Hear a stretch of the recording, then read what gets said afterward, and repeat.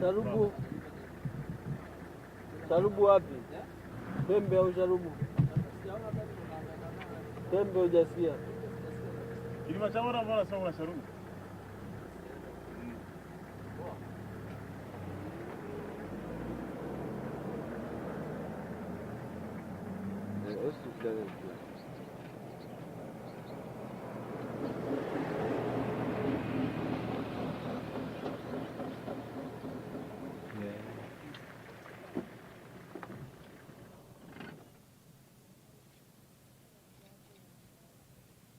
So now he's putting the grease on his feathers so that it's approaching the rain season. So when it rains, the rainwater will flow over the feathers.